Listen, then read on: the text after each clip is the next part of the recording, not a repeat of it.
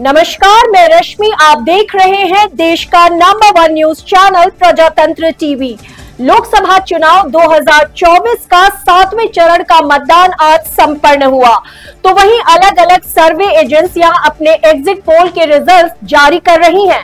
मध्य प्रदेश में exit poll के नतीजों से भाजपा उत्साहित दिख रही है। भाजपा को विधानसभा चुनाव की तरह सभी एग्जिट पोल में बम्पर जीत मिली है। कुछ एग्जिट पोल में भाजपा मध्य प्रदेश की 29 में से 29 सीटें जीतती दिख रही हैं। वहीं कांग्रेस के खाते में 1 सीट ही जाते दिख रही है। कुछ पोल्स में तो कांग्रेस मध्य प्रदेश में 0 पर सिमटती दिख रही है। आइए वैसे 5 एग्जिट पोल्स के नतीजों के बारे में आपको हम बताते हैं। मध्य प्रदेश में भाजपा कांग्रेस को कितनी सीटें सर्वे एजेंसियां दे रही हैं, तो आप बात करते हैं हम टुडेज चाणक्य की। टुडेज चाणक्य के एग्जिट पोल के अनुसार भाजपा को मध्य प्रदेश में 29 सीटें मिल रही हैं, जबकि कांग्रेस को 0। इंडिया टीवी CNX की बात करें तो भाजपा को 28 से 29 सीटें मिल रही हैं, जबकि कांग्रेस को 1 सीट मिल रही है। एक्सिस माई इंडिया की बात करें तो एनडीए को 28 से 29 सीटें मिल रही है, जबकि कांग्रेस को 1 सीट। ABP सी वोटर्स की बात करें तो भाजपा को 26 से 29 सीटें मिल रही है, जबकि कांग्रेस को 1 से 3 सीट। न्यूज 18 IPS OS की बात करें तो भाजपा को 26 से 29 सीटें मिल रही है, जबकि कांग्रेस को 1 से 3 सीटें ही मिल रही हैं। तो एग्जिट पोल के नतीजों को देखकर ये साफ है कि मध्य प्रदेश में भाजपा को प्रचंड जीत मिल रही है। सभी एग्जिट पोल में भाजपा 28 से 29 सीटें जीत रही है। कुछ एग्जिट पोल में पार्टी 29 में से 29 सीटें जीत रही है। अगर एग्जिट पोल के नतीजे सही साबित हुए तो मध्य प्रदेश में कांग्रेस का सुपड़ा साफ हो जाएगा। अभी मध्य प्रदेश में कांग्रेस के पास सिर्फ छिंदवाड़ा लोकसभा सीट ऐसी है जो कांग्रेस का इकलौता अभेद्य किला है, जहां भाजपा सेंधमार नहीं कर पाई है। हालांकि 1-2 सर्वे में कांग्रेस को 2 से 3 सीटें मिलती दिख रही हैं। तो क्या छिंदवाड़ा भी अब कांग्रेस के हाथ से निकल रही है? अधिकांश एग्जिट पोल के नतीजों को देखें तो उसमें कांग्रेस की सीटें 0 पर सिमटती दिख रही हैं।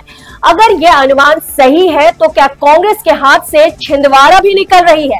इसे लेकर सवाल उठ रहे हैं। छिंदवाड़ा से पूर्व CM कमलनाथ के बेटे नकुल नाथ चुनाव लड़ रहे थे। भाजपा ने इस सीट को जीतने के लिए इस बार पूरी ताकत झोंक दी है।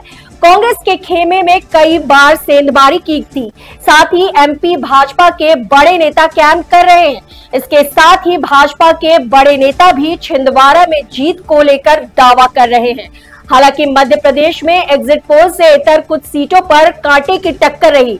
इसमें छिंदवाड़ा, राजगढ़, मुरैना और मंडला लोकसभा सीटें हैं।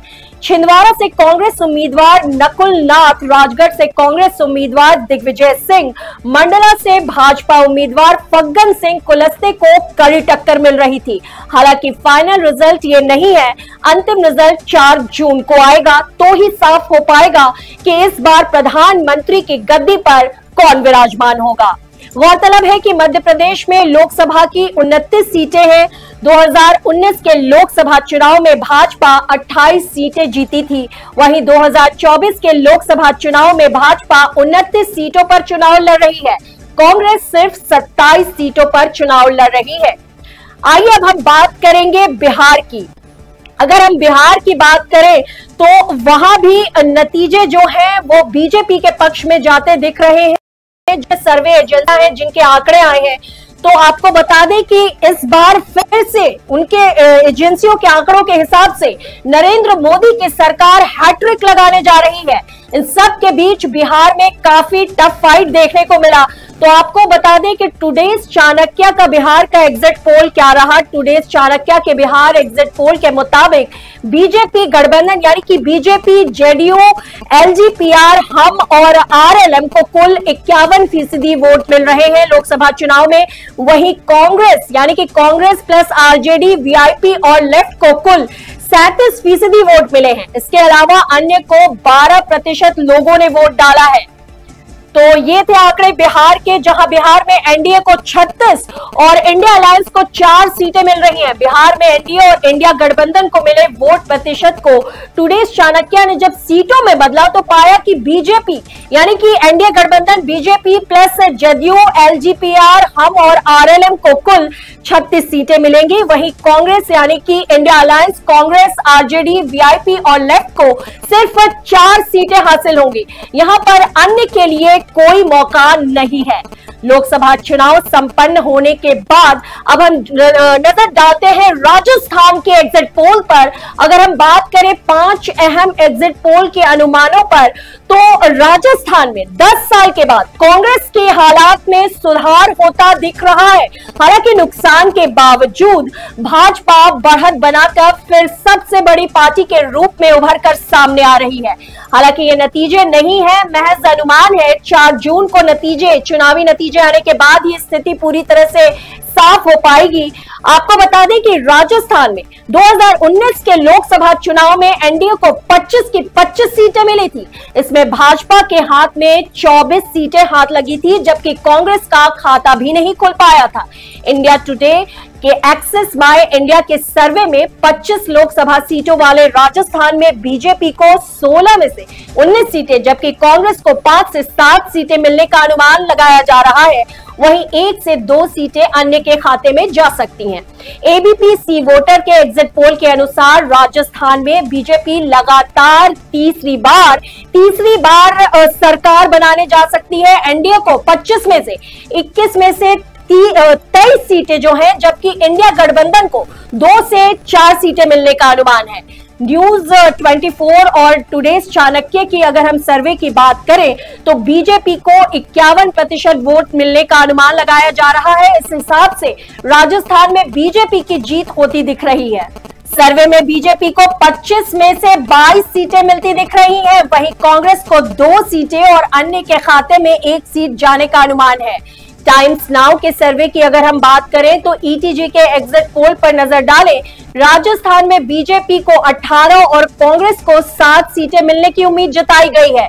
TV9 भारतवर्ष के पोल स्टार्ट के एग्जिट पोल के अनुमान लगाएं तो बीजेपी को 25 में से 19 और कांग्रेस को 5 सीटें मिलती दिख रही हैं। गौरतलब है कि राजस्थान में लोकसभा चुनाव 2024 में 62% वोट पड़े थे, जो 2019 के लोकसभा चुनाव से 4.24% कम है।